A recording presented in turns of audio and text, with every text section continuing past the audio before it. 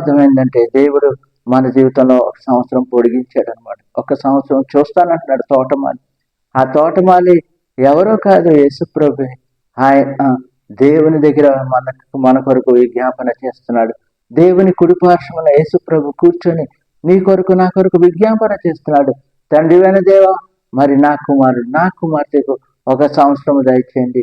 మరి ఆ తోటమాలి అంటున్నాడు, నేను ఇంకా ఎరువులు వేసి గర్తం వేసి దాన్ని నేను ప్రయత్నిస్తానంటున్నాడు. అలాగే దేవుడు మన జీవితంలో కూడా ఇంకా మనకు కొన్ని రిసోర్సెస్ ఇస్తాడు. మనకు ఆరోగ్యం ఇస్తున్నాడు, మనకు ఆహారం ఇస్తున్నాడు, మనకు ఉద్యోగం ఇస్తున్నాడు, మనం పని చేసుకునే శక్తి ఇస్తున్నాడు, మన అవయములన్నీ చక్కగా పనిచేయడానికి దేవుడు కృప ఇస్తున్నాడు.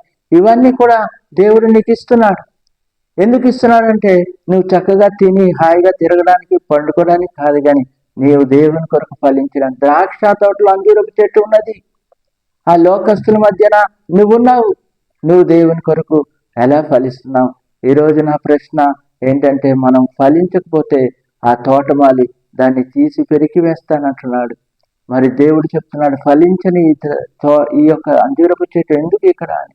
ప్రేమందేములరా, ఇది అందరం కూడా మనం గుర్తించుకోవాల్సిన విషయం ఏంటంటే, నువ్వు దేవుని కొరకు ఫలించాలి, దేవుని కొరకు నువ్వు ఆత్మలు సంపాదించాలి, దేవుని కొరకు నువ్వు జీవించాలి, దేవుని కొరకు నువ్వు ఎంతో దీర్ఘశాంతము కలిగి, ఎంతో ఓపిక కలిగాలి. నిన్ను ఎంతో మంది ఎన్నో మాటలనవచ్చు, ఎంతో హింసించవచ్చు, కానీ నువ్వు దేవుని కొరకు ఫలించాలని దేవుని వాక్యం చెప్తుంది.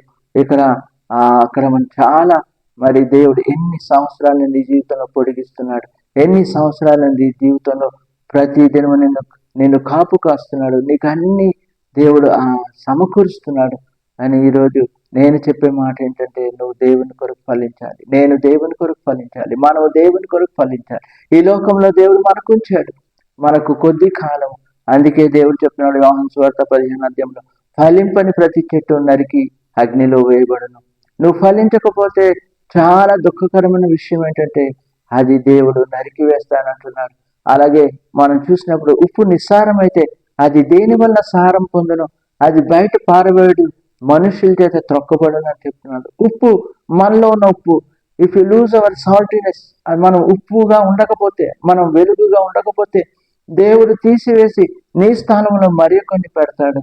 అప్పుడు నువ్వు చాలా దుఃఖం అనుభవిస్తావు. ప్రేమ, ఈరోజు నేను మీకు హెచ్చరిస్తున్న మాట ఏంటంటే, దేవుడు మనల్ని చూస్తున్నాడు. నువ్వు ఈ సంవత్సరమైనా ఫలించాలి, దేవుని కొరకు జీవించాలి, దేవుని సువార్త ప్రకటించాలి, దేవుని కొరకు నీ ఆత్మను సంపాదించాలి. దేవుడు మరి ఈ మాటలతో నిన్ను హెచ్చరిస్తున్నాడు. దేవుడు మిమ్మల్ని అందరినీ దీవిస్తాడు. ఈ సంవత్సరం మనం ఫలిద్దాం.